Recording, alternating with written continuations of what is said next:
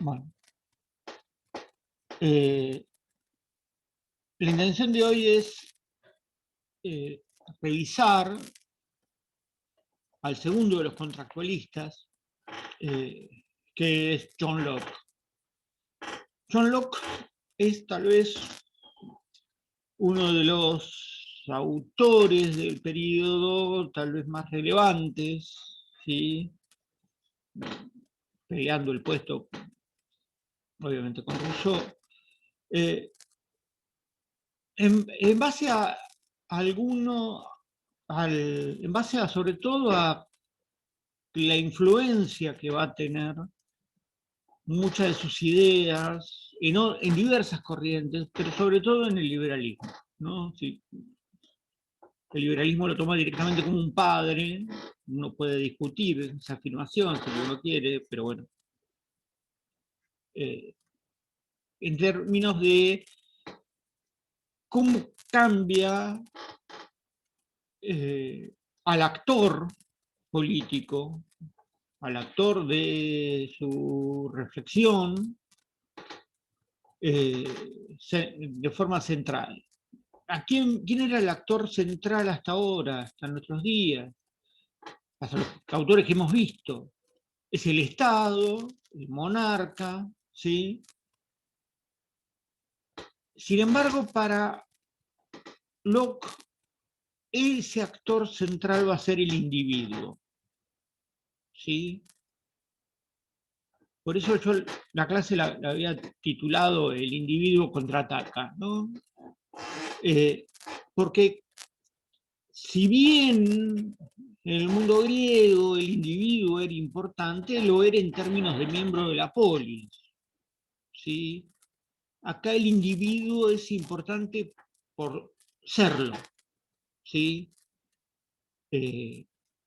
Con lo cual implica una naturalidad del derecho a actuar en política o a que no, que a prima facie no reconoce límites, salvo los que la realidad y la sociedad les marque, ¿sí? En ese sentido, Locke va a plantear un universalismo, ¿sí? Eh, que va a ser retomado por distintas tradiciones. La Constitución americana es tal vez la más relevante, pero sobre todo por los pensadores de la Revolución Francesa y sobre todo por Montesquieu, ¿sí?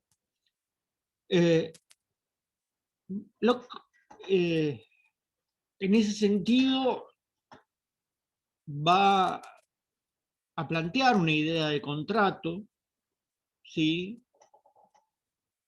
Del cual vamos a hablar después, un contrato que es clave y central en la elaboración del pensamiento, de su pensamiento, de la explicación política que va a dar.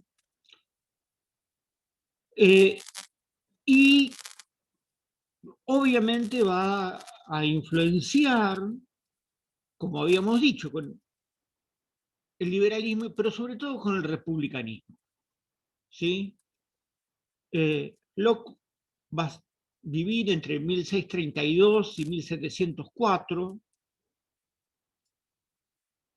va a venir de una familia de puritanos, ¿sí? Si recuerdan lo que hablábamos un poco de la reforma en Inglaterra, va a ser una familia de puritanos que va a pelear por el bando parlamentario en la guerra civil inglesa, es decir, a favor de Cromwell, en contra de la corona. Recuerden en todo caso que Cromwell es derrotado, con lo cual el padre de Locke, que había sido un general de Cromwell, se va a encontrar en apuros, ¿sí? Con varios hijos, y Locke era aparentemente el más inteligente del grupo. Y un oficial del ejército real, al cual el padre Cromwell había enfrentado, pero el cual aparentemente habían tenido lazos, ¿no? De respeto, ¿sí?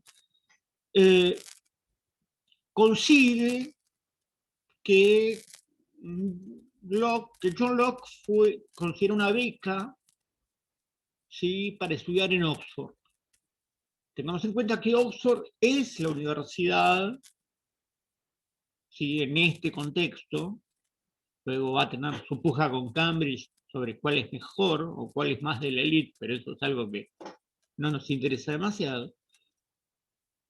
Oxford es en este contexto aquella universidad en la cual se va a nuclear la nobleza, ¿sí?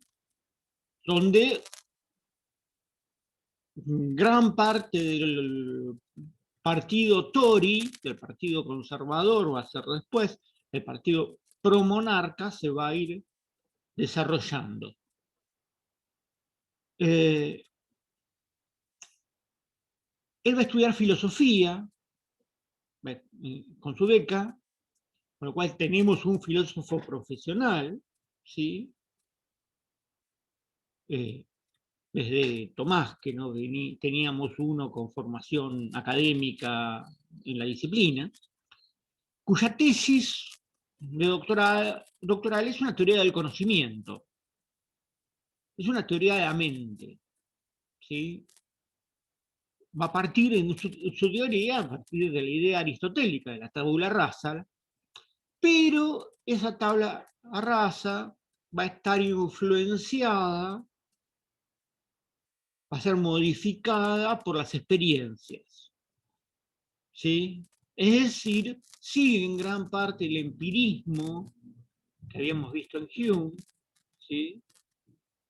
Con lo cual, el conocimiento es algo clave, y la experiencia que nos va a dar va a ser clave en la construcción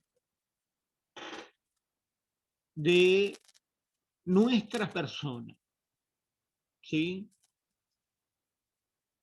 A su vez, como era un empirista con una enorme inquietud, va a cursar como oyente la carrera de medicina, ¿sí?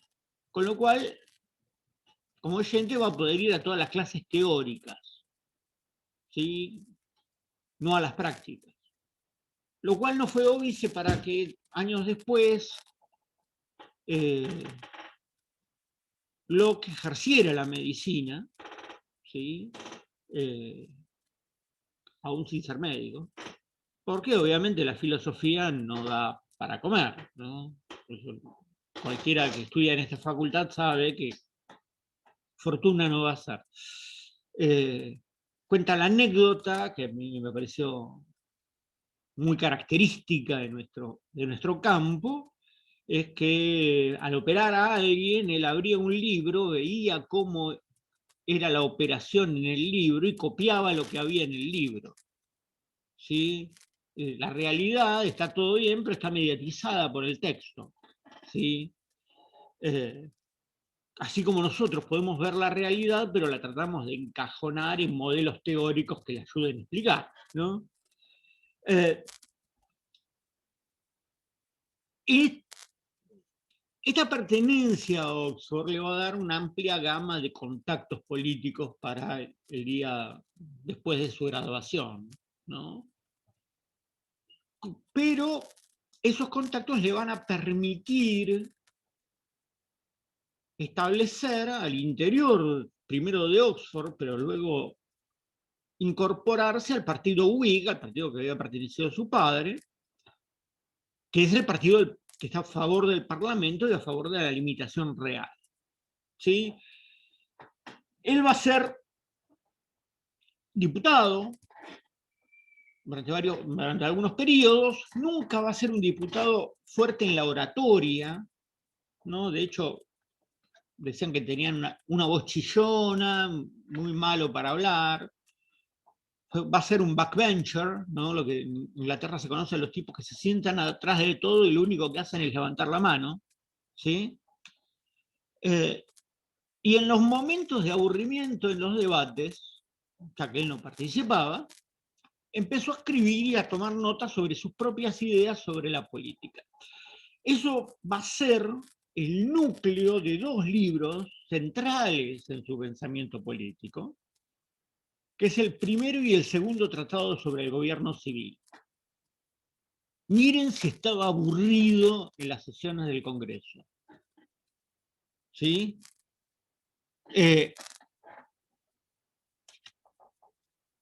En estos textos, él va a desarrollar la idea de lo que debe ser un gobierno, ¿sí? No basado solamente en idea filosófica, sino tratando de entender ese balance de poder que se daba en Inglaterra entre monarca y parlamento. ¿Sí? ¿A qué se debía? Es decir, una mirada empirista, práctica, de tratar de entender lo que ve. ¿Sí? Obviamente, obviamente lo que él tiene además es una enorme capacidad de escritura, ¿sí? Y lo que no tenía de oratoria lo va a volcar en gran medida en panfletos. ¿Sí? El panfleto, para los periodos de antiguo régimen, siglos XVI, XVII, XVIII y XIX, inclusive, van a ser artículos o libritos argumentando posiciones políticas partidarias, definitivas y demás. Eso le va a ganar el enojo de la corona, ¿sí? De Jacobo II, que era un rey católico, ¿sí? Jacobo II el Estuardo, que va a tratar de, una vez que él abandonó, no pudo renovar la banca de diputado, en la Cámara de los Comunes, de encarcelarlo por ataques a la corona. Con lo cual, Locke, como buen político práctico, le avisan, le van a ir a buscar, parte al exilio, y parte al exilio a Holanda. ¿Sí? El exilio de Holanda, desde 1683 a 1688, es extremadamente fecundo para Locke, en términos intelectuales y en términos de impacto cultural. ¿Sí?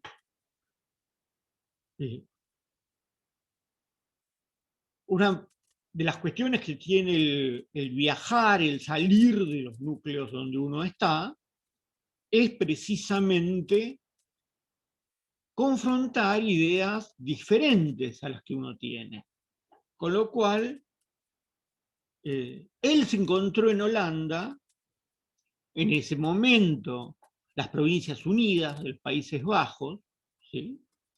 Título que siempre recuerdo porque es las Provincias Unidas del Río de la Plata, ¿sí? Piensen en quiénes, cuando ponen el nombre acá, en qué estaban pensando, ¿no? ¿Qué era? Era una confederación de provincias que tenían como statuer, ¿sí? Que era el nombre oficial, como una especie de gobernador, un primus inter pares a Guillermo de Orange. ¿Sí? No casualmente la casa de Orange es la casa que aún reina en los Países Bajos. ¿Sí? Ahora se cambiaron el nombre de Holanda a Países Bajos. ¿Qué es lo que va a encontrar en Holanda?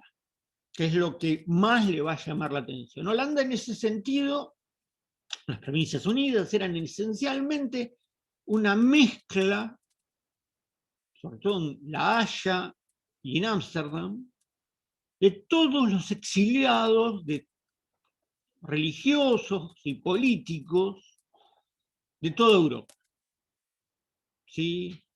Había todo tipo de calvinistas, todo tipo de luteranos, todo tipo de judíos. Es decir, para el caso de Spinoza, casi antes que naciera Locke, había vivido en Ámsterdam, habiendo salido de España y de Portugal en realidad, la familia hacia Ámsterdam, con lo cual hay un núcleo cultural extremadamente importante, ¿sí?, en esos años.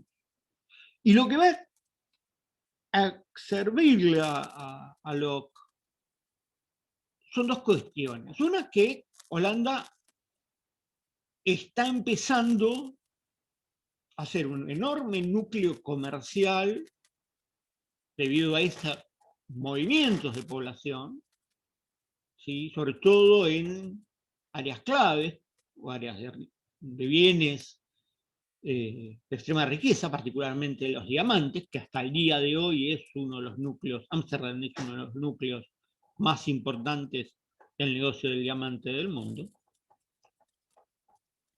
sin que Nueva York lo haya logrado superar jamás. Y estaba empezando a construir un imperio marítimo, ¿sí?, empezando a ocupar colonias en América, lo que hoy es Surinam, el Cabo, la ciudad del Cabo, la zona del Cabo de Buena Esperanza, ¿sí? Y finalmente, ya más adentrado, finales del siglo XVIII, principios del siglo XIX, y lo que hoy es Indonesia, ¿sí? Con lo cual, con el tiempo, esta economía fue creciendo y tratando de dominar los mares hasta que a mediados del siglo XVIII los británicos se lo roban. ¿Cuál era la otra potencia continental? ¿Sí? Ya ante la decadencia de España, Francia. Francia, después de la derrota de los tercios en Racroix, ¿sí?, cualquiera que haya leído las novelas de Pérez Reverte, el nombre les puede llegar a resultar conocido, ¿sí?, se había planteado ser el centro hegemónico y lo era. Es la época de Luis XIV y Luis XV, ¿sí?, el momento en el cual Francia logra la consolidación del Estado-Nación y empieza fuertemente a controlar la política europea. Con lo cual, Gran Bretaña era un socio menor, sobre todo porque la monarquía jacobita, ¿sí?, va a depender mucho del apoyo francés, ¿sí? El otro elemento que va a encontrar Locke en Ámsterdam, sobre todo, es la tolerancia religiosa, ¿sí?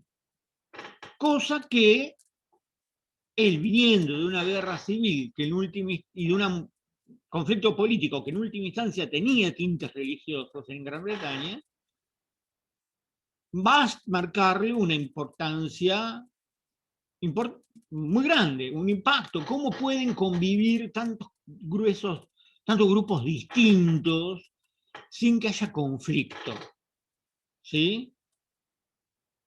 ¿Cómo logran estos sectores una convivencia civilizada? ¿Sí? Eso le va a llevar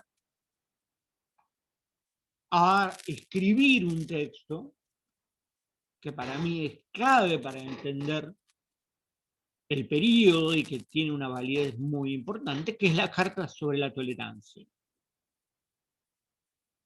Y obviamente edita el primero y el segundo tratado sobre el gobierno civil, los termina de corregir y los edita en inglés, ¿sí?, primero, y en holandés segundo. ¿Por qué? Porque su objetivo era que los libros sean leídos en Gran Bretaña. Entonces, sus textos entran de contrabando a las islas, y es uno de los textos que su partido, los Whigs, se va a alimentar para generar un proyecto político, ¿sí? Ese proyecto político va a ser encarnado con un fuerte apoyo de Holanda. ¿Por qué? Principalmente porque Francia empieza a avanzar sobre Alemania y los Países Bajos se veían como el próximo en la mira. Con el apoyo de Jacobo, del rey Jacobo II, el rey de Inglaterra, el rey católico de Inglaterra, ¿no? ¿Qué hacen los holandeses? ¿Qué hace Guillermo de Orange? Dice, bueno, con el apoyo de los Whigs y de los protestantes, vamos a invadir Inglaterra y a derrocar a Jacobo, con lo cual rompemos el balance de poder existente en Europa, en favor nuestro. ¿Sí? Y eso va a pasar en 1688, cuando ocurre la gloriosa revolución, ¿sí? Según la historiografía oficial, ¿no? Toda revolución que gana es gloriosa, ¿sí? Las que pierden son asonadas solamente. En la cual se da una situación bastante interesante en términos de militar, si quieren, porque a Jacobo las tropas le desertan, se le cambian de bando, etc. Son tropas reclutadas entre algunos nobles, pero también gente de levas, con lo cual si eran protestantes se pasaban de bando.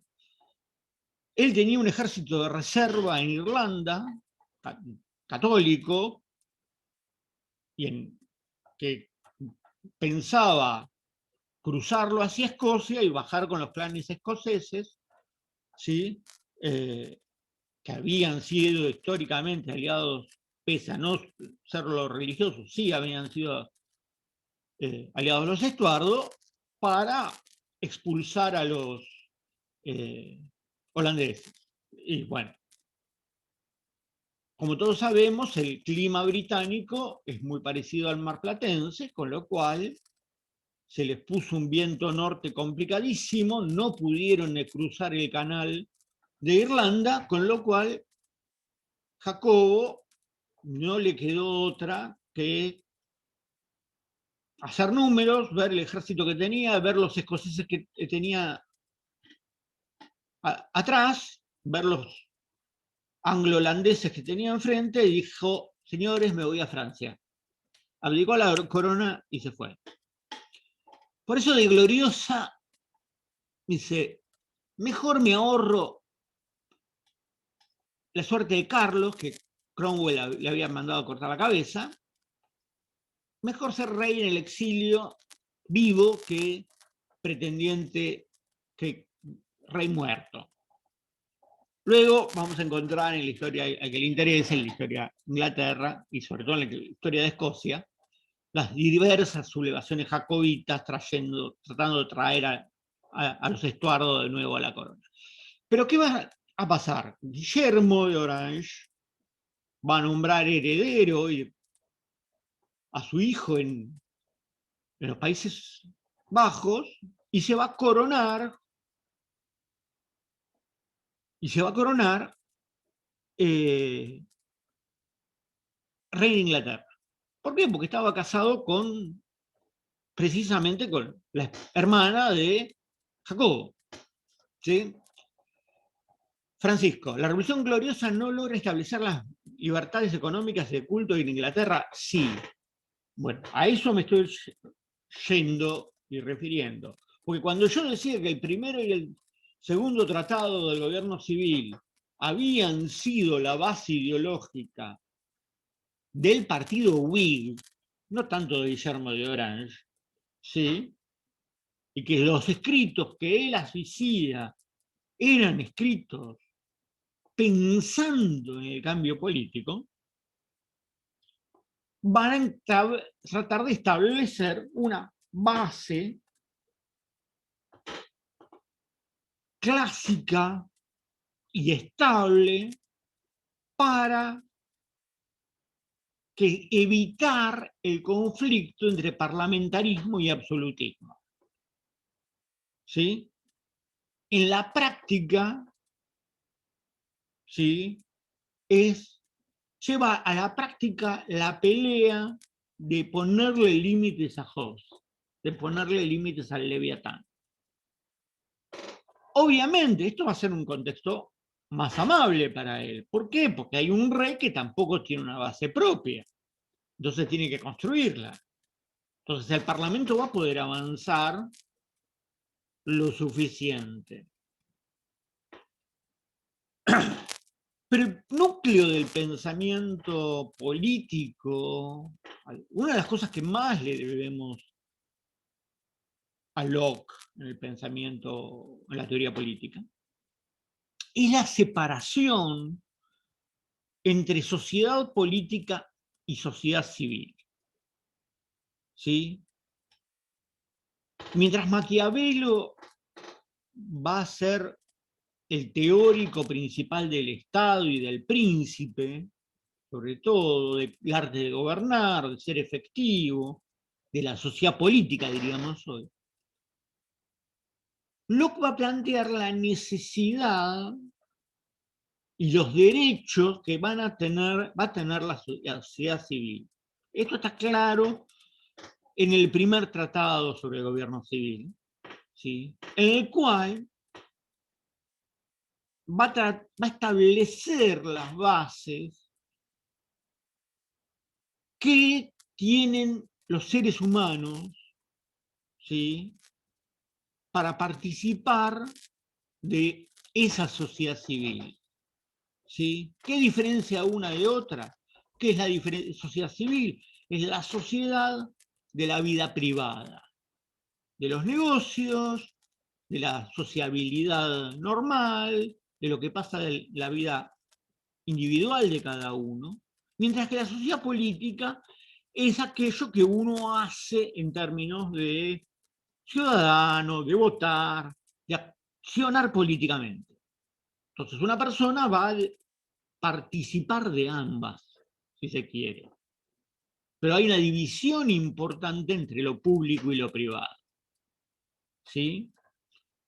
Esta idea de separación entre lo público y lo privado es clave para entender el pensamiento teórico moderno. Porque recién, primero con Nietzsche, pero sobre todo con Foucault, vamos a ver la mezcla de vuelta de lo público y lo privado. ¿Sí? En ese sentido, ¿cómo podemos definir, cuáles son las características de la sociedad civil? ¿Sí? Por un lado, que todos los hombres son libres. ¿Sí? No es esa libertad algo otorgado graciosamente por su majestad. ¿Sí? Está en nosotros, en nuestra naturaleza humana, la libertad. Como somos libres, entonces somos iguales ante la ley. ¿Sí? Porque si no, no podemos, si hay diferencias frente a la ley, no podemos ejercer la libertad. Recordemos que él piensa en una sociedad de individuos, ¿sí? No de grupos sociales, no de hombre a la polis ateniense como un ciudadano de tiempo completo, ¿sí? Por lo tanto, la libertad Y la igualdad ante la ley va a venir como una realidad. ¿Por qué? No somos todos los hombres iguales. No somos todas las personas iguales. ¿Sí? ¿Por qué? Porque hay diferencias. ¿Sí? ¿Sí? Yo uso barba, ustedes no. ¿Sí? Con lo cual, ya estamos marcando diferencias menores, si se quiere. ¿Sí? Cosméticas, si quiere. Pero no, la única igualdad que vamos a tener segura es la libertad, la igualdad ante la ley, que es la que nos va a permitir ser libres realmente. Ahora bien, si libertad e igualdad ante la ley son, como hemos venido diciendo siempre en la modernidad, cuestiones que están en tensión, ¿sí? La libertad nos mueve a ser diferentes, mientras que la igualdad ante la ley nos trata de uniformizar un poco. ¿Qué es lo que nos une como sociedad? ¿Por qué nos transformamos en sociedad civil? Porque tenemos un propósito en común. ¿Sí? Porque nos conviene tener ese propósito en común. Vivimos en este país, por lo tanto, tratamos de hacer lo mejor que sea, no por altruismo, sino para que nos vaya mejor. ¿Sí? Entonces, si somos iguales ante la ley, libres, tenemos propósitos comunes, entonces, ¿cuál es el límite de la libertad? ¿Cuál es el límite de los derechos? Ningún derecho es absoluto. El límite está en el derecho del otro. ¿Por qué? Porque está pensando, exacto, donde tocan con los de los otros individuos. Porque está pensando precisamente en que los deseos de las personas muchas veces entran en conflicto. Entonces, ¿cómo vivimos lo más armoniosamente posible? Con limitación. En ese contexto, ¿sí? En ese contexto, para lo que nos está describiendo una sociedad ideal, ¿sí? Está describiendo más o menos las circunstancias que estaban pasando en Inglaterra. Así como Hobbes trata de entender el caos y sacar y de explicar por qué el monarca estableció con Leviatán y un Estado moderno, entonces, de la misma manera, Locke va a tratar de establecer por qué podemos vivir, por qué Holanda puede y nosotros no. ¿Sí? Y sin embargo, está mostrando algunos de los elementos que estaban ya insertados en la sociedad británica. En este sentido, sí me gustaría remarcar que eso Locke no establece que el Estado es un contrato de la civilización. Ahora vamos a hablar del contrato. ¿Sí?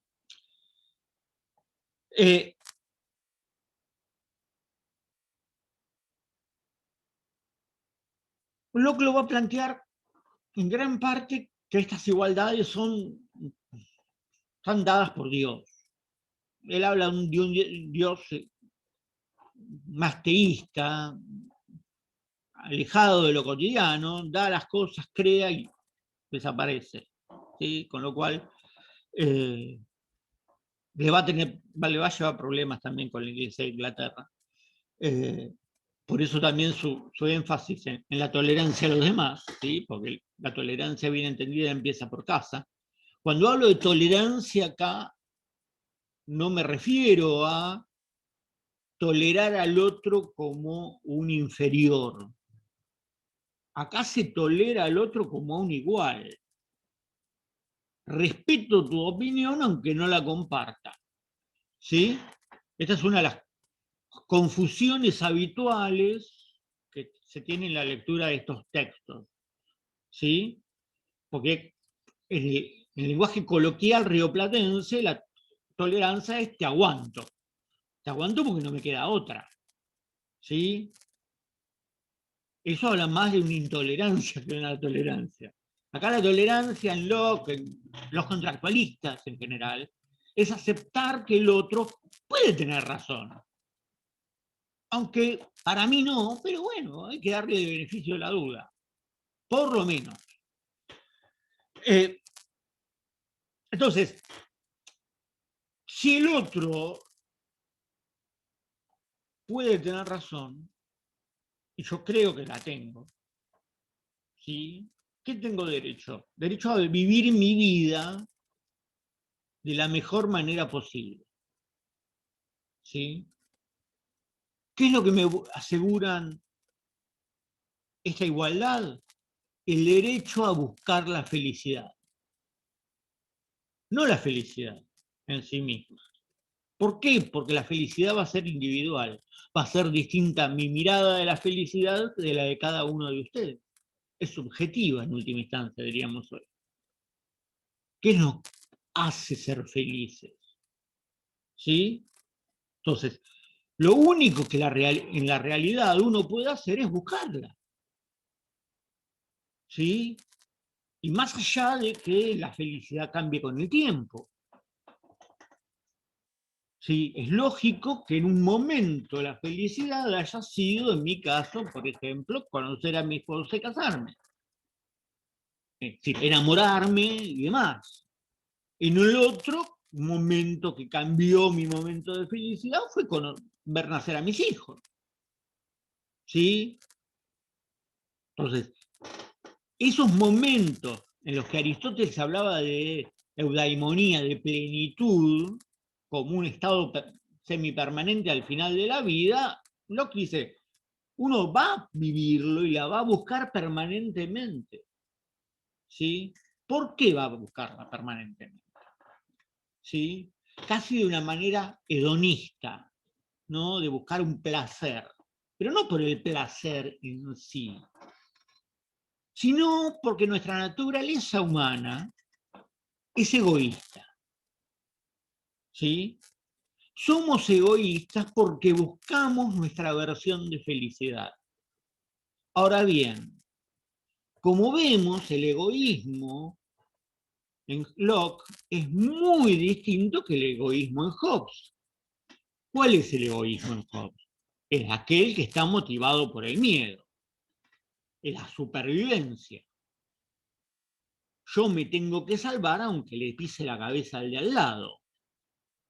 ¿Sí? No le piso a la cabeza al de al lado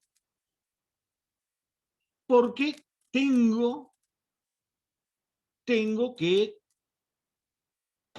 aliarme a él para evitar matarnos.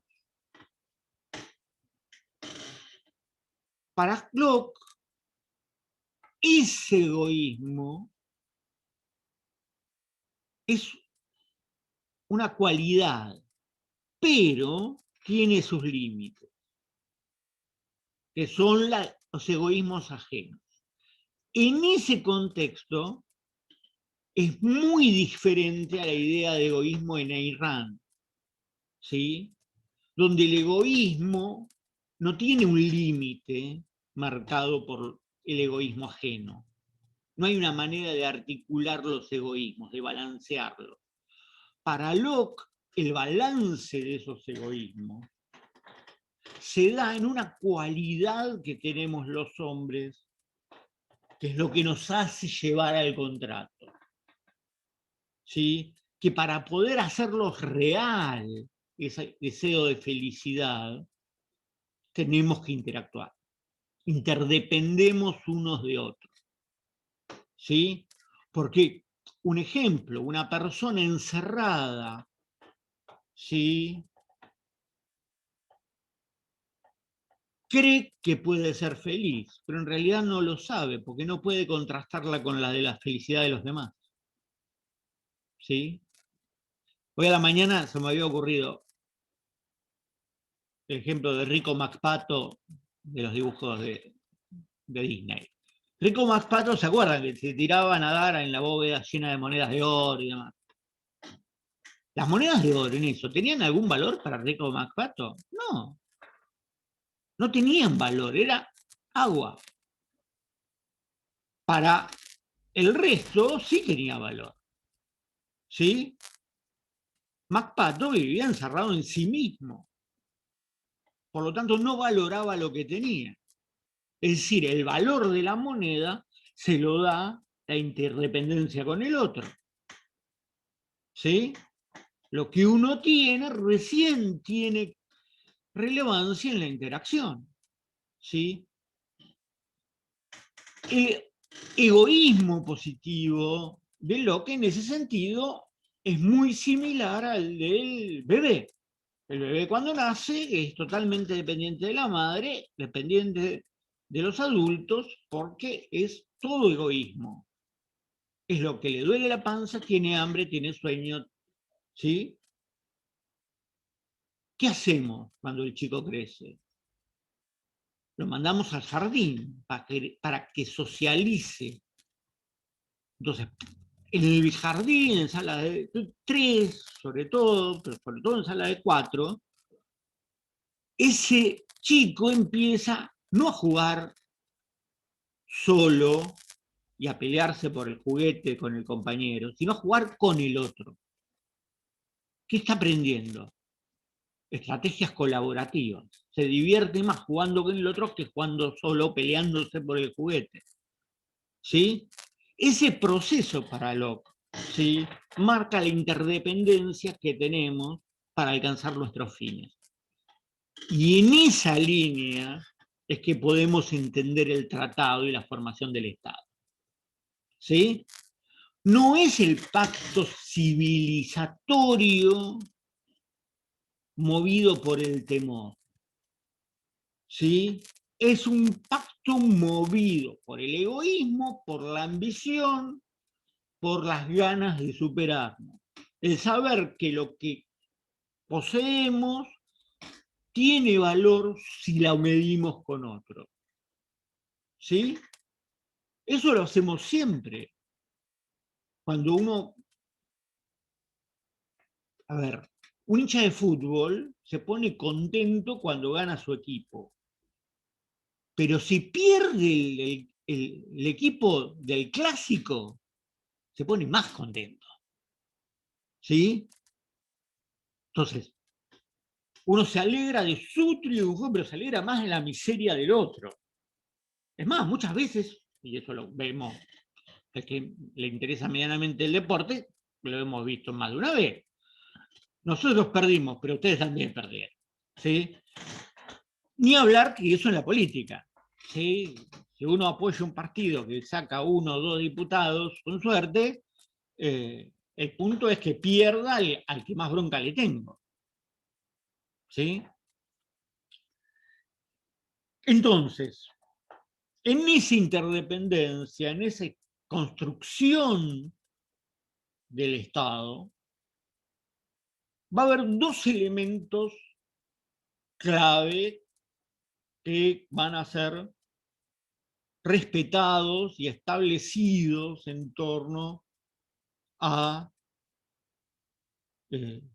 la manera en que vamos a convivir. Por un lado, la libertad individual, ¿sí? Porque esa libertad individual es la que nos permite llevar adelante el egoísmo y perseguir un plan de vida propio, ¿sí? Ahora bien, como todos sabemos, para llevar un plan de vida propio, tenemos que tener bienes, algún bien, ¿sí? Obviamente, uno adapta sus planes de vida a los bienes que tiene,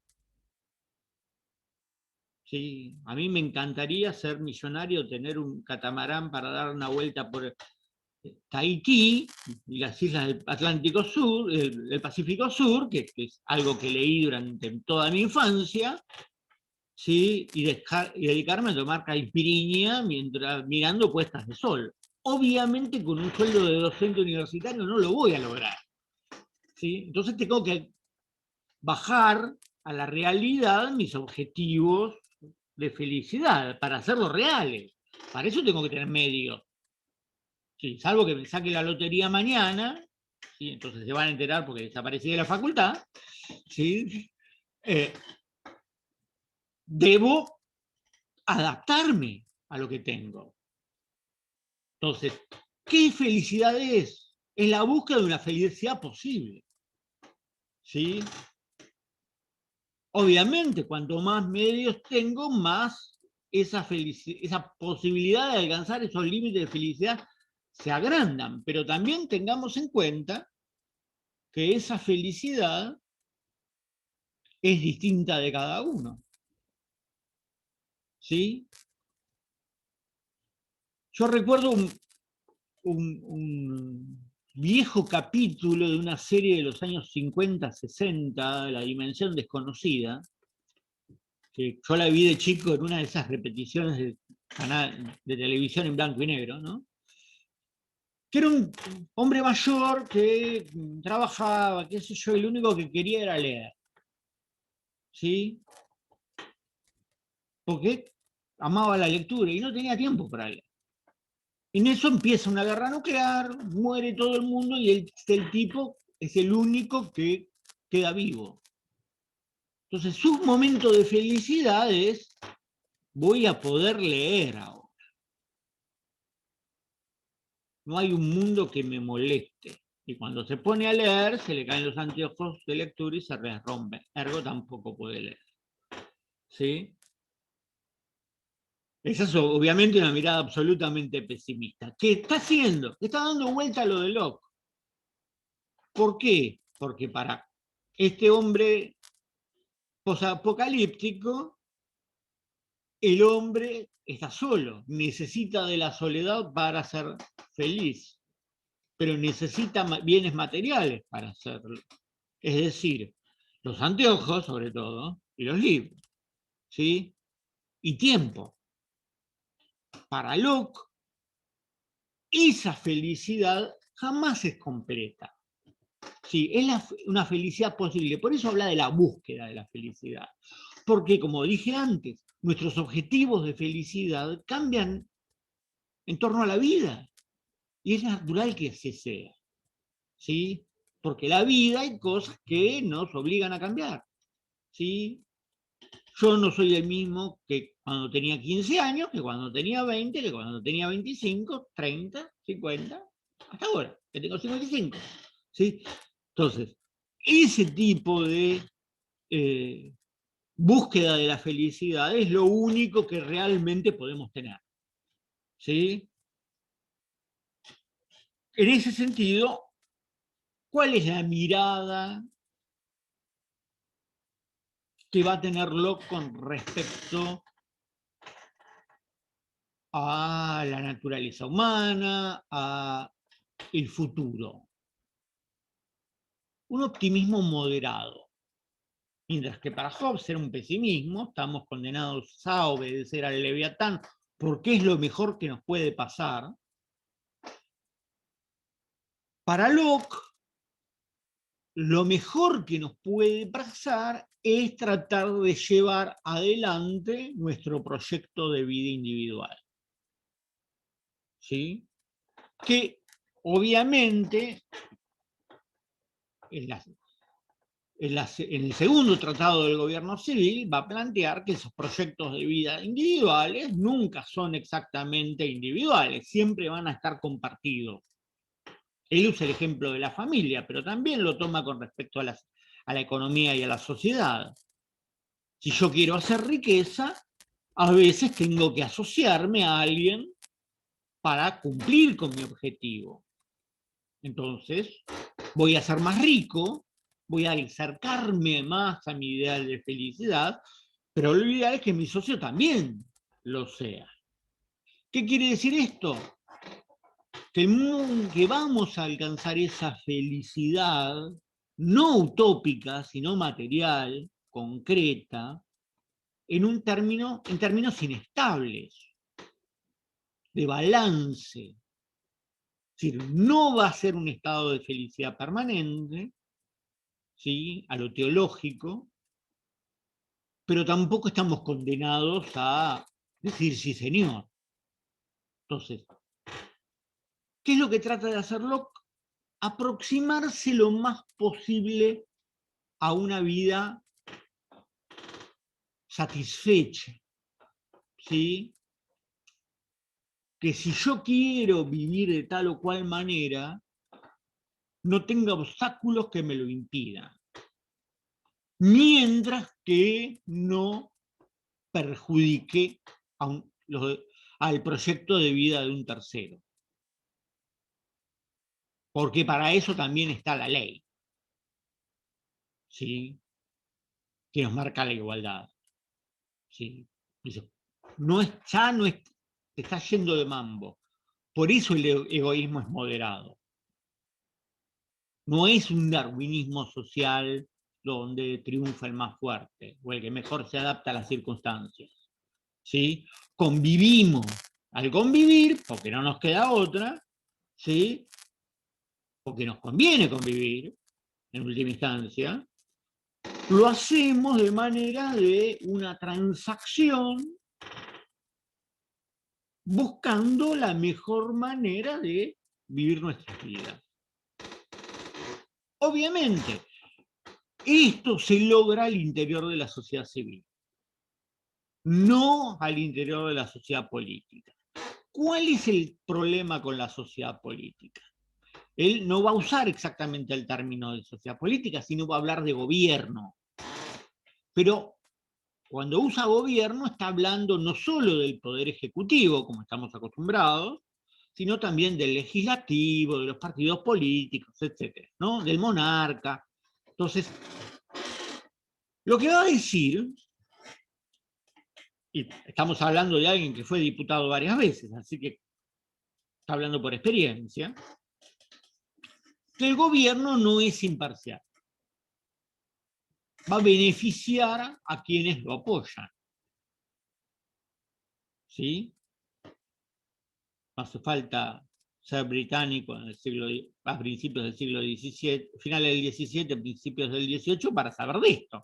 ¿Sí? El gobierno de turno apoya a sus seguidores. ¿Sí? De hecho, lo tomamos como algo natural en un régimen democrático. ¿Sí? ¿Por qué? Me debo a mis votantes, un diputado diría. ¿Cómo no voy a presentar un proyecto que favorezca a mis votantes? ¿Sí? Entonces, la pregunta que acá Locke se hace con respecto al gobierno en general. Si el gobierno no es imparcial, ¿a quién podemos apelar? Por un lado, a las leyes y la justicia. Ahora bien, la justicia que regula la sociedad civil. Pensemos que él está hablando de un sistema de common law, ¿sí?, donde la jurisprudencia tiene un peso importante. Mientras que la ley escrita, ¿sí?, establecida en el caso británico, en este momento, en the Bill of Rights, la Declaración de Derechos, va a plantear los derechos establecidos que tenemos por escrito, ¿sí? Pero obviamente, un gobierno puede manipular esos derechos a su interés.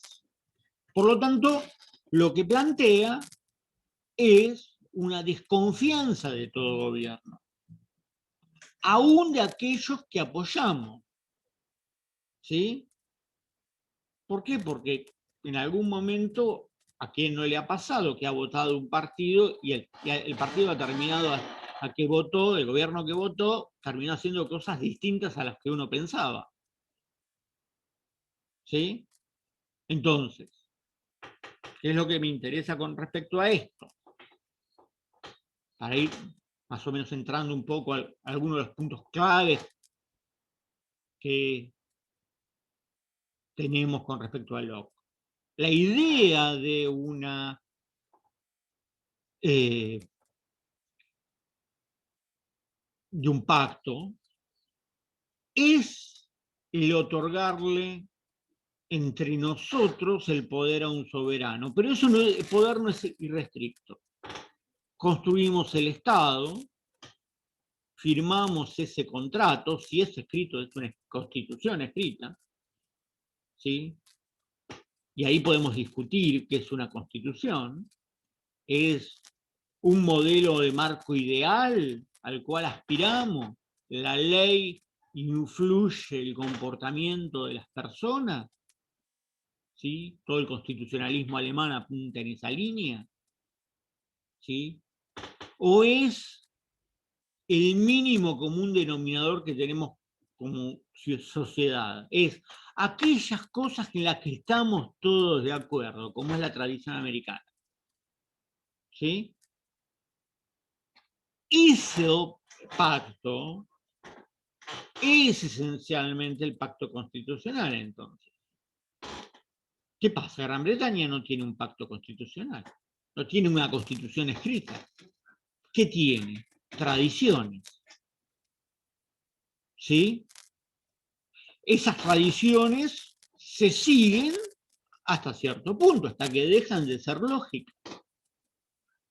Doy un ejemplo de hace unos años. La reina, la corona, por tradición, no pagaba impuestos. Estaba exenta de pagar impuestos. ¿Sí? De todos los impuestos. ¿Qué pasaba? Era un negocio bárbaro ser miembro de la corona. ¿Por qué? Porque podías hacer negocios y como eras miembro de la corona no pagabas impuestos. Mientras que el resto de los súbditos, sí. Entonces eras el tercer duque de no sé qué cosa, ¿sí? Primo cuarto de la reina, y hacías fortuna con tu negocio. Vos estabas en el puesto 125 de la línea de sucesión, no importa. Pero estabas adentro de la familia real. Hace unos años, la reina emitió un real decreto, que son los únicos decretos que puede emitir la reina, que son sobre la casa real, en la cual pagan impuestos todos aquellos miembros de la casa real que no estén cubiertos por el presupuesto nacional. Entonces, para dar un ejemplo, el príncipe de Gales, Carlos, que tiene una línea de alimentos orgánicos, por esa línea de alimentos orgánicos paga impuestos. ¿Por qué? Porque no lo diferencia de Juan Pérez, que tiene su línea de alimentos orgánicos. Entonces, por eso tiene que pagar impuestos. Ahora bien, él no paga impuestos por el castillo donde vive, porque ese castillo pertenece a la corona y le corresponde usarlo en tanto que príncipe de Gales. ¿Sí? El día que él deje de ser príncipe de Gales, se mudará. ¿Sí? ¿Cuál es el gran tema ahora del Meghan Exit? ¿Sí? Que al abandonar la familia de real, el hijo menor de Carlos empieza a pagar impuestos en Inglaterra. Porque ya no está cubierto por los bienes del Parlamento, ¿sí? Por el presupuesto nacional. ¿Sí? Ese es el momento revista Hola de la clase de hoy. ¿Sí? ¿A qué voy con esto? Que las tradiciones se pueden cambiar.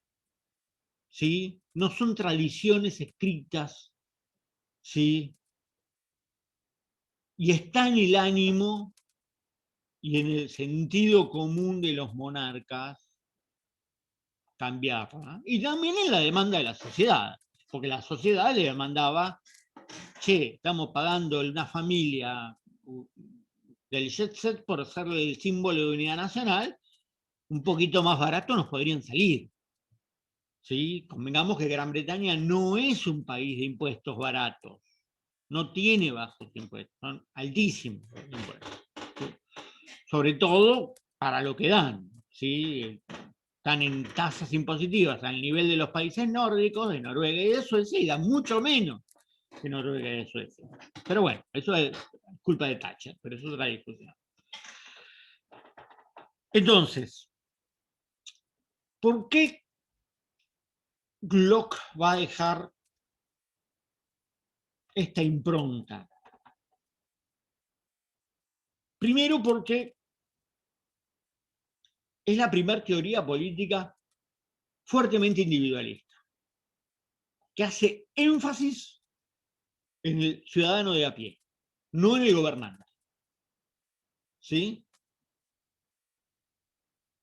Yo había puesto el retorno del individuo en honor a un texto de los 80, que lo voy a tener por ahí, no me acuerdo del autor, que se llamaba El retorno del ciudadano, ¿no?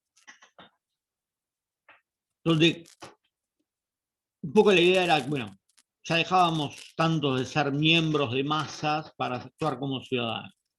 Y no como individuos necesariamente, pero sí como ciudadanos. Esta idea del individualismo es esencialmente la base del liberalismo. ¿Sí?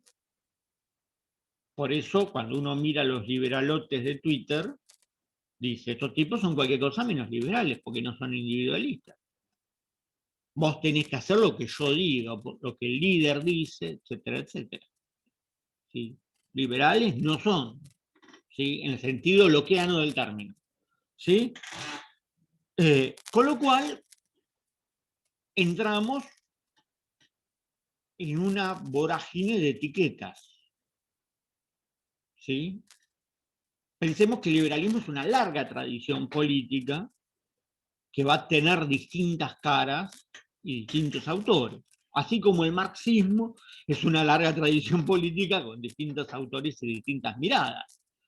Una cosa es Marx, otra cosa es Engels, otra cosa es Lenin, otra cosa es el marxismo europeo, es Marcuse, etcétera, etcétera. Por tomar un ejemplo de marxismo. El liberalismo es exactamente igual. Son tradiciones políticas, si quieren, de pensamiento político. Entonces, aquí vamos a tener otro tema con Locke, que introduce la necesidad de la propiedad privada como necesaria para alcanzar la libertad. Para que esa libertad deje de ser reclamada y pueda ser eficaz, real. ¿Se entiende? ¿Sí? Porque el tipo que vive en la calle, porque no tiene dónde caerse muerto literalmente, que no tiene bienes, ¿sí? No es libre. ¿Qué libertad va a tener si no sabe cuándo va a comer o si va a estar abrigado de noche? ¿Sí? Entonces, como decía el titular anterior de la materia, ¿no? Lo peor, hay algo peor que ser explotado, es que no ser explotado en absoluto. ¿Sí? Cuando todos empezamos a trabajar, tuvimos nuestro primer trabajo, ¿sí? Yo trabajo desde los 13 años, así que imaginen. El primer trabajo te explotaron. Te hicieron hacer 25 millones de cosas por 2 mangos. Pero ¿qué pasaba? Cobraste el primer sueldo y ese sueldo es tuyo. No te lo dio nadie, te lo ganaste. ¿Sí?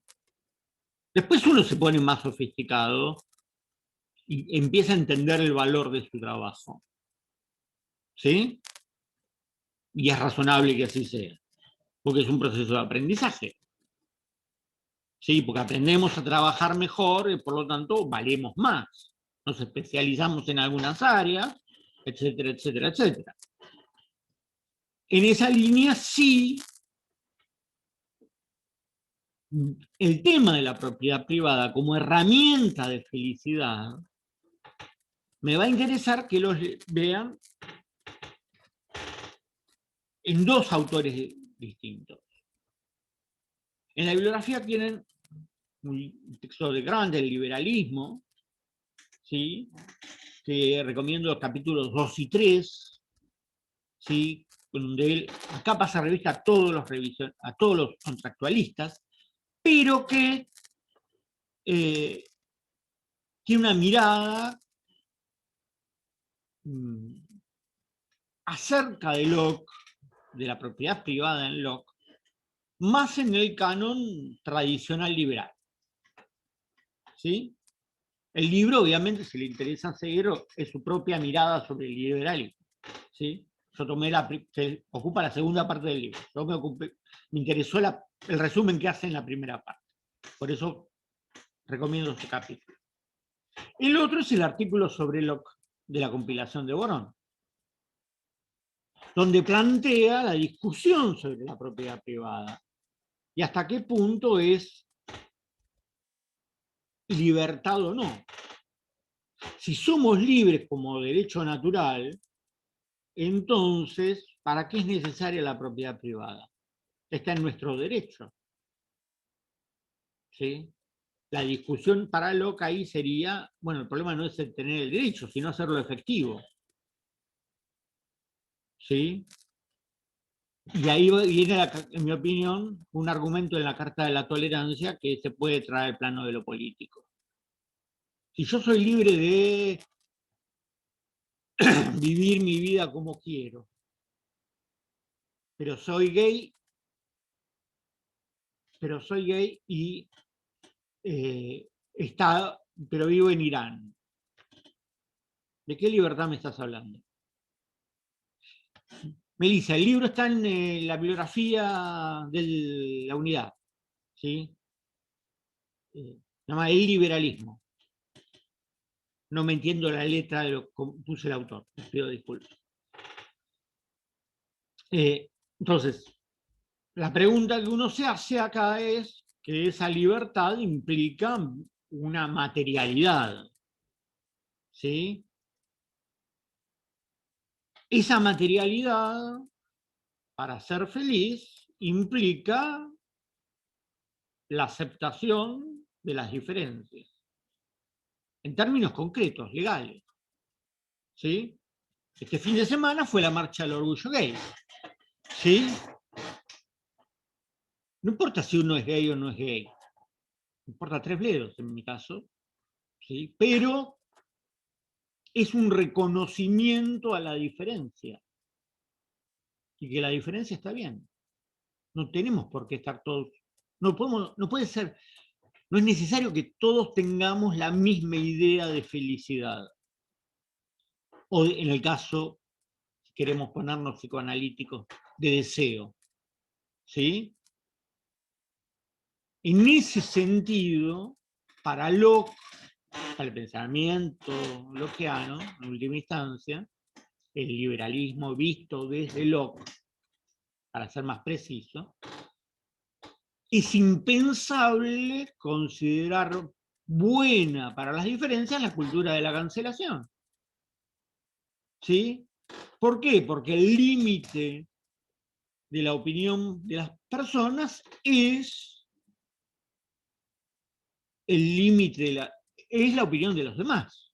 Entonces, las diferencias de opiniones se pueden saldar en forma racional. ¿Sí? No hay que cancelar al otro, podría decir hoy Locke. Si yo cancelo, niego la igualdad entre los dos. Digo que yo soy el que tiene la verdad. ¿Sí? Y eso me hace más pobre, porque me niega la interdependencia con aquella persona. que puedo en la discusión enriquecerme. No porque él tenga razón necesariamente, sino porque voy a buscar mejores argumentos para ganarle. ¿Se entiende? Si uno mira Twitter o las redes sociales, pero yo soy tuitero, así que Twitter, en mi caso, va a encontrar millones de peleas que terminan en la nada. ¿Sí? De un lado, del otro, de derecha, de izquierda, no importa por lo que discutan. ¿Sí? ¿Por qué? Porque no hay intención de diálogo. No hay un reconocimiento del otro como una persona con la cual uno convive. ¿Convive dónde? En una pequeña red, en una pequeña comunidad que interactúa. ¿Sí? Entonces, si reconocemos que el otro tiene derecho a opinar, aunque no me guste, yo le puedo marcar los límites. No, pará, te fuiste al diablo. ¿Sí? No podés decir que está bien matar a todos los judíos. No te gustan los judíos, problema tuyo. Tratalo con tu analista. Pero eso no. Vos podés marcar un límite a la intolerancia, es lo que Popper va a hablar en La ciudad abierta y sus enemigos, en la tradición liberal. El paradigma, la paradoja de Popper. ¿Sí? Con los únicos que se debe ser intolerante es con los intolerantes. ¿Sí? Ahora bien, después cada uno tiene su opinión. Mientras que no obstaculice la opinión de los demás y la posibilidad de expresarlo, podemos disentir, podemos discutir y podemos tratar de ganar la discusión, si somos todos racionales. ¿Sí? Porque eso es lo que tiene la tradición lockeana, la idea de el parlamentarismo. ¿Sí? Si discutimos algo, vamos a llegar a un punto de acuerdo. ¿Sí? No es simplemente somos mayoría, levantamos la mano, ganó la mayoría. No, por ahí el tipo que tiene 2 diputados tiene algunas cosas claras en algún tema, entonces puede enriquecer el debate. ¿Sí? Entonces puede mejorar la discusión, puede sacar una mejor ley o mejor idea. Pensémoslo en cualquier situación, discusión familiar. ¿Sí? A veces uno discute después de una comida con la familia, típica cosa de Año Nuevo, por ejemplo, que tenemos el tío o la tía que tomó un poco de más y te discute hasta el color del caballo blanco de San Martín, y vos sabés hasta qué punto podés discutir con el tío o la tía, porque ¿sí? No tiene filtro. Pero cuando se le pasa un poco, podés discutir racionalmente. Podés ponerte de acuerdo en alguna pavada. ¿Sí? En algo que tengan un terreno común. ¿Por qué? Porque es más importante la reunión que la diferencia que tenemos. ¿Sí? En estas décadas muchos hemos perdido a los amigos por la política, por opinar distinto en política, lo cual es algo tristísimo para mí. ¿Sí? En lo personal perdí al padrino de mi hijo, ¿sí? Uno de mis mejores amigos, cuando nos alejamos políticamente, opinamos distinto, hasta que fue imposible hablar. La culpa es mutua, aclaro. ¿Sí? Con lo cual implica un sacrificio por las dos partes. Aceptar que el otro puede llegar a tener razón o puede tener argumentos racionales para hacerme pensar es un ejercicio difícil. En ese sentido es la tolerancia. ¿Sí? El aceptar nuestros propios límites. ¿Sí? No tolerarlo como que yo soy superior. ¿Sí? No negar la diferencia de opinión. Aceptar que hay un momento, hasta acá nos podemos discutir. De acá para allá dejémoslo, ¿qué valoramos más? ¿Tener razón o seguir siendo amigos? ¿Sí? creo que hablo, que todos en algún momento hemos tenido discusiones, ya sea de política de vida, de lo que sea, con alguien que queremos. ¿Sí? Lo que está planteando que la base de la sociedad es saber encontrar ese límite. ¿Sí? Por eso habla de un equilibrio inestable. Idea que después va a tomar Adam Smith para el mercado. ¿Sí? No lo está pensando en términos económicos, lo está hablando en términos sociales, en términos intelectuales, de convivencia. ¿Sí? Él no está pensando en el mercado, porque no le interesa tanto el mercado. ¿Sí? Él no aporta más que el derecho a la propiedad, como inevitable. ¿Sí? No a toda la propiedad, a algo de propiedad, algo que te permita llevar adelante tus sueños. ¿Sí? Y que puedas trabajar para cumplir esos sueños. ¿Sí? A veces los sueños son muy chiquitos y después crecen. ¿Sí? Y nos pasa a todos.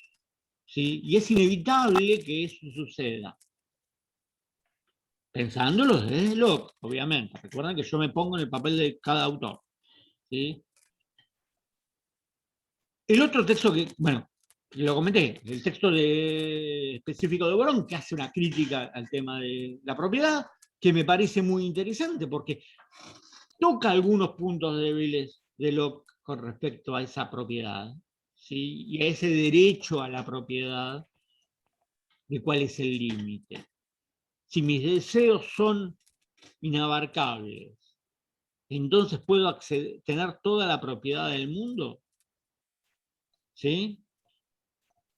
Y es una discusión que me interesa que ustedes hagan leyendo textos de autores que tienen miradas opuestas sobre el tema, ¿sí? Precisamente para poder comprender, ¿sí?, que estos autores, como siempre digo, nos siguen diciendo cosas y nos siguen planteando problemas que hoy están vigentes. Va más allá de que se haya después todo modo un supuesto liberalismo, que en mi opinión no es tal. Pero bueno, yo solo soy un profesor de teoría política. Opiniones, dudas, consultas, insultos. ¿Me escuchan? No, no. Escribirlo. Por favor, que no tengo audio.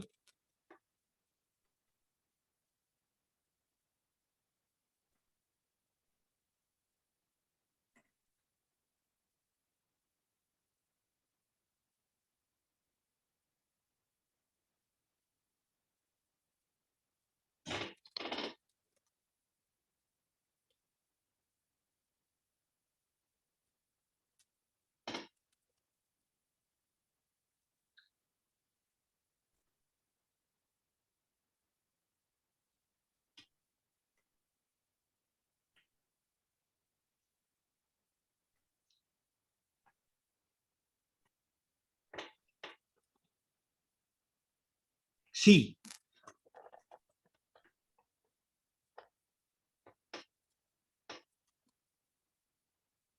A ver, uno puede interpretar el liberalismo de distinta manera, ¿sí?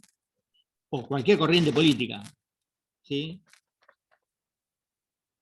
Pero dividirlo en áreas y decir, yo tomo esto, y después tomo esto, y después tomo esto, es eclecticismo.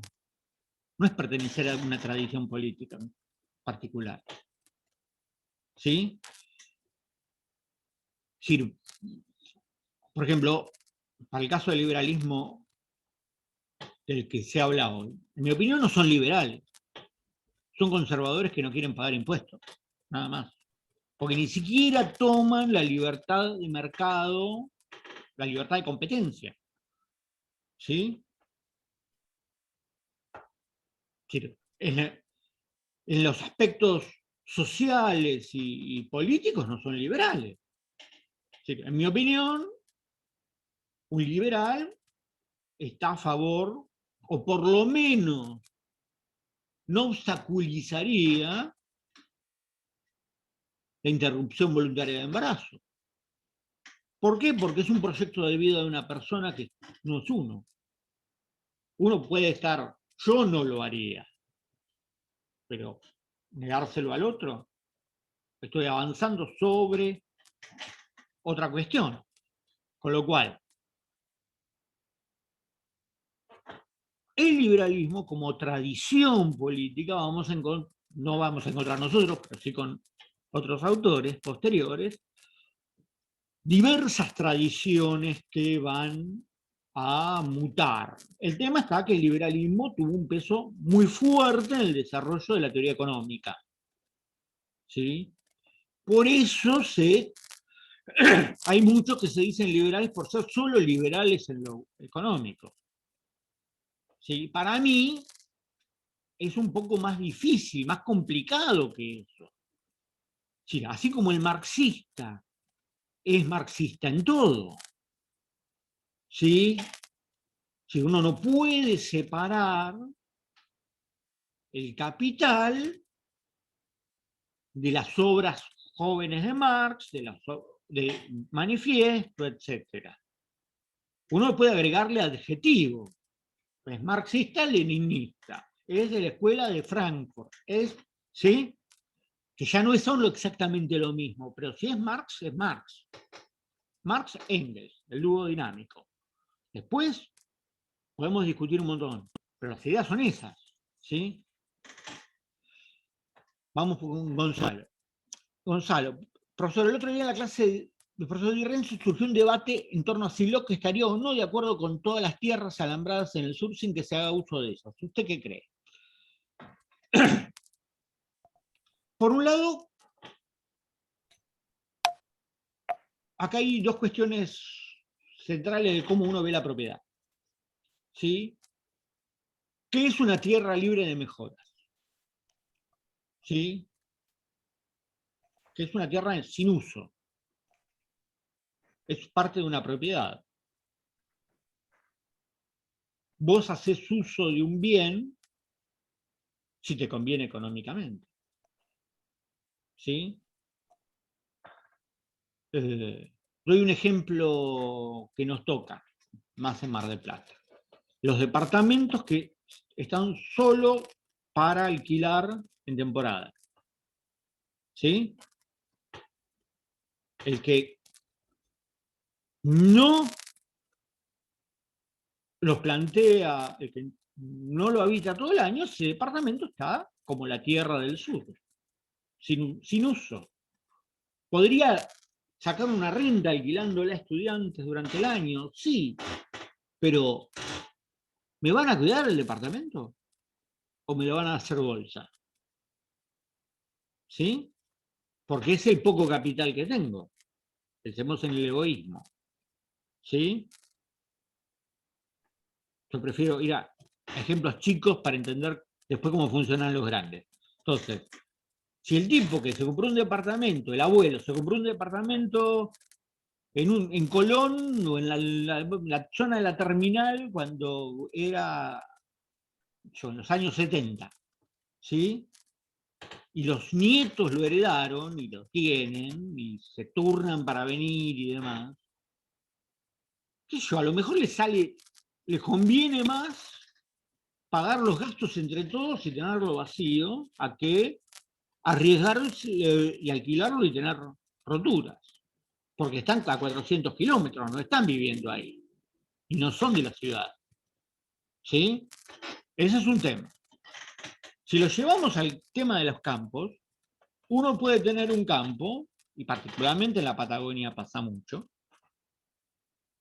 cuya rentabilidad en algunas áreas ha caído. ¿Por qué? Porque eran campos destinados al pastoreo de ovejas, ¿sí?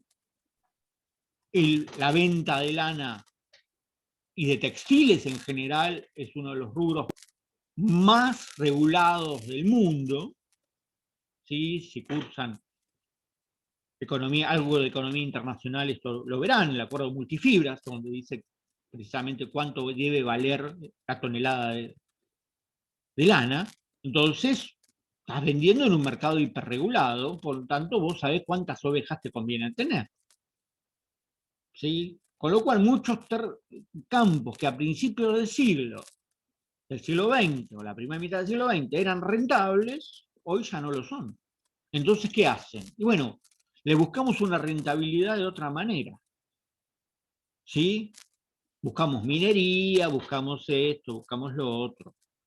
¿Sí? Ahora bien, lo arrendamos. ¿A quién? Porque si no es rentable para mí, para un arrendatario, tampoco va a ser rentable. Entonces, si lo vendo, lo tengo que malvender. Pierdo propiedad y pierdo capital. Entonces, la lógica económica en este caso, y esto no es una lógica política, ¿sí? Diría, aguanto lo que puedo, hasta que se encuentre algo, un valor que me permita recuperar algo de capital. A lo sumo lo arriendo barato para que me lo mantengan y esté ocupado y no lo usurpen y demás. O sea, a mí me ha pasado de viajar, yo viajé muchos años al sur, de encontrarme con estancias. Mi primer trabajo de investigación fuera de la antigua fue en contemporánea, que era mi historia visual de la Patagonia pionera, de CONICET, donde íbamos a estancias de capitales ingleses, de los Menéndez Betti, de esas estancias tradicionales, ¿sí? En las cuales vos te encontrabas con que la estancia producía un octavo de lo que había producido en su momento. ¿Por qué? Porque no les convenía. La rentabilidad había caído. La ley de vivienda ociosa, digamos que para Locke estaría mal, y sí, porque uno debe ser libre de hacer con su propiedad lo que quiere. No hay un bien social de la propiedad, ¿sí? Porque son individuos los que deciden bien, el uso del bien. Recuerden que el bien la propiedad privada es una herramienta para alcanzar la felicidad. Cuando a mí esa herramienta no me sirve más, me desprendo de ella, la vendo, la regalo, ¿sí? Piénsenlo en estos términos. Una familia que tiene el caserón tradicional de los nonos que vivieron ahí toda su vida, ¿sí? Fallecen los abuelos. Los hijos se reparten la propiedad que hacen. Uno vive, no vive, cambian. Empieza la discusión por ese origen, por ese bien. Acá hay un egoísmo, ¿sí? Alguien va a decir, no, pero hay que guardarla por la tradición de los abuelos, porque implica el símbolo de la familia. Sí, digo, loco, yo pago alquiler, ¿sí? Con lo que me toca puedo comprar un departamentito. ¿Sí? Bien social, la familia como sociedad, ¿sí? Bien individual, lo vendemos para que hagan una torre y yo con esa plata me puedo comprar un departamento. ¿Sí? Más allá de las opiniones personales, ¿sí? La lógica de lo que es un poco esa. Es individualista en términos de voluntad, de cuál es mi proyecto de vida y qué le quiero dejar a los demás. ¿Sí? Porque esto es una cadena. Uno fue hijo, es padre, va a ser abuelo en algún momento. Entonces, bueno, ¿qué le dejo a los otros? Que le permitan salir adelante. ¿Sí? A eso está medianamente claro con respecto a Locke. Después, lo que yo opine es otra historia. ¿Sí? Pero Francisco decía, pero no existen paleolibertarismo y corrientes anarquistas. Sí, existen. ¿Sí? Pero todas estas corrientes son corrientes teóricas. ¿sí? Hay un artículo muy bueno, ahora no me acuerdo de qué revista norteamericana lo leí, que se llama algo así como Osos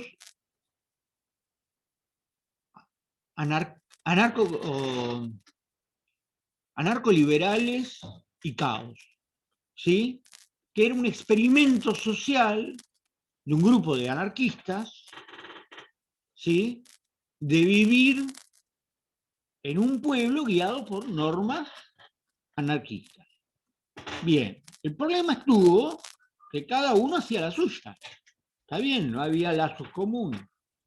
El problema está que se juntó tanta basura, porque nadie juntaba la basura, que empezaron a venir de la montaña los osos a comer basura. Entonces, obviamente el argumento dice, bueno, en los papeles está bárbaro, pero en la práctica no funciona tan bien. Locke no parte de la teoría, parte de lo que está viendo, lo que vio en Holanda, y dice, bueno, a ver cómo copiamos esto que funcionó en un país, ¿por qué no funciona acá? ¿Sí? Esto es uno de los problemas de llevar teorías de la filosofía política o de la filosofía económica a la praxis. Por eso necesitan la teoría que los articule. Perdón. ¿Acá se aplicaron la filosofía de Locke? ¿Acá dónde? ¿En Argentina? No. Hubo mínima aplicación de Locke. ¿Sí? Si lo vemos en la larga duración entre 1853 y 1930, sí. Alberdi es una aplicación, si se quiere, inclusive el debate, las peleas entre Alberdi y Sarmiento son de qué se adapta mejor de estas teorías, porque no es solo Locke, es Montesquieu, ¿sí? A el Río de la Plata. Si hay un libro de Alperindongui que los de historia van a tener que leer en algún momento de la carrera, que se llama Una nación para el desierto argentino. ¿Sí? Que analiza la polémica entre Alberdi y Sarmiento. ¿Sí? Es muy rica en términos teóricos. ¿Sí? Porque dice, bueno, ¿podemos bajar las teorías así como las enunciaron los autores? No, porque nuestra realidad es distinta. En eso Alberdi y Sarmiento van a estar de acuerdo.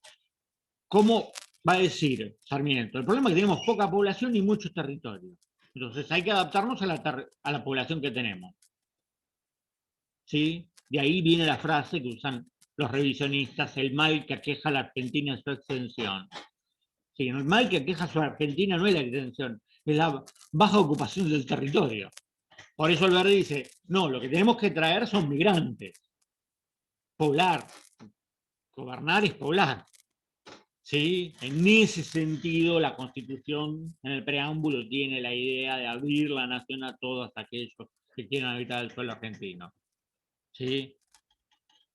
Por eso es muy difícil en la Argentina establecer leyes restrictivas de migraciones. Porque de movida va en contra del preámbulo de la Constitución y de varios artículos de la Constitución. Porque si bien dice promover la inmigración europea, pero también dice y promover la inmigración de cualquier país del mundo. ¿Sí? No dice Senegal no, Bolivia no, Paraguay no. Venga el que quiera laburar, el que quiera salir adelante, venga, porque necesitamos gente. Y seguimos necesitando gente. Sí, es un dato empírico. Tenemos un problema de distribución de la población, seguro. Que estamos todos sometidos en los núcleos urbanos, seguro. Lo cual nos lleva a la discusión Alberdi y Sarmiento, ¿no? De la idea del farmer de Sarmiento a los Estados Unidos, de pequeñas ciudades no muy grandes para armar colectivamente sociedades más chicas, que todo el mundo se conozca, todo el mundo sea vecino y se genere confianza en la población. Pero bueno, la historia fue por otro lado. ¿Sí? ¿Es un problema de Argentina? No, es un problema de América Latina. ¿Sí? Con más o menos peso de inmigrante.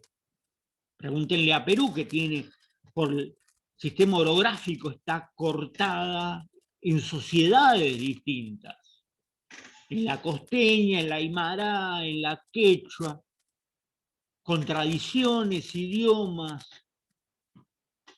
y obviamente el Amazonas, con maneras de ver el mundo distintas. Ellos tienen mucho más de pelote que nosotros, ¿sí? Y nosotros tenemos problemas, convengamos, pero es simplemente una opinión, ¿sí? El liberalismo, en la vertiente de Locke, fue una influencia en muchas sociedades, fue una influencia en los constitucionalistas del 53, fue una influencia en los constitucionalistas norteamericanos, ¿sí? Del 76, fue una influencia en la Constitución de México del 30, ¿sí? De 1830, en la cual gran parte de esto va a estar volcado, estas ideas van a estar volcadas, y que van a formar parte del debate constitucional del 52, 53, y sobre todo del 60, con respecto a Buenos Aires. Pero aquí vamos a tener influencias, particularmente en la primera finales del siglo XIX y principios del XX. Pero no un Locke puro. Siempre adaptaciones, porque no podemos adaptar. ¿Sí? Insisto, la teoría política se ocupa de agarrar a la filosofía política y decir, bueno, a ver, ¿qué me sirve para aplicarlo en estas circunstancias concretas? ¿Sí? Entonces, claro, en el medio hay que sacar lo que nos sirve, lo que no podemos aplicar. ¿Sí? La filosofía política es muy deslumbradora, porque nos muestra un mundo ideal en última instancia. ¿Sí? La práctica y la ciencia política nos muestra la realidad tal cual es. Bueno, el sistema de partidos es así. A mí me gustaría un parlamentarismo, pero no va. Acá, con nuestras tradiciones, de dos partidos, de dos bloques hegemónicos que se disputan la vida eternamente, ¿de qué parlamentarismo me decís? ¿Sí? A mí, en teoría, me encanta, pero ¿cómo lo voy a aplicar? Entonces, tenemos que acudir a la teoría para adaptar estos problemas que tenemos y poder comprenderlos y hasta qué punto podemos modificar la realidad en forma efectiva. ¿Sí? Porque la voluntad no alcanza para cambiar la realidad. ¿Sí? Y este es uno de los puntos que Locke plantea. ¿Sí? Porque la voluntad es la voluntad del individuo. Siempre. Entonces, va a haber otro individuo o grupos de individuos con una voluntad distinta. Entonces, entramos en conflicto. ¿Ese conflicto puede ser evitado? Y sí. Pero para eso implica aceptar que el otro puede tener razón. Y eso es difícil. ¿Sí? Egoísmo. Quiero quedarme con la última palabra en la discusión. Cuando uno discute a veces en Twitter con alguno que no da el brazo a torcer y vuelve sobre lo mismo, pero que no cae en el insulto, ¿uno qué hace? Lo silencia. Quédate hablando solo. Cuando se te pase, te dé silencio y veo que sí, volviste a ser racional. ¿Sí? Bueno, gente, si no hay dudas, ¿sí? Les pido disculpas por problemas de audio que me doy cuenta recién, y que esto les haya sido útil. Cualquier duda, ya saben, foros, preguntas, cualquier camino que tienen de las varias herramientas son bienvenidos. ¿Sí? Lean los textos, porque seguro entran en el parcial, ¿sí? Y los contractualistas, por una o por dos, siempre entran en el parcial, así que... Y si vamos bien, la semana que viene vemos Rousseau, y vamos a poder ver por lo menos Montesquieu, que es uno de los autores olvidados en otros años, ¿sí? Y que me parece claves para la teoría política moderna. ¿Sí? Así que me despido y les deseo que tengan una muy buena semana.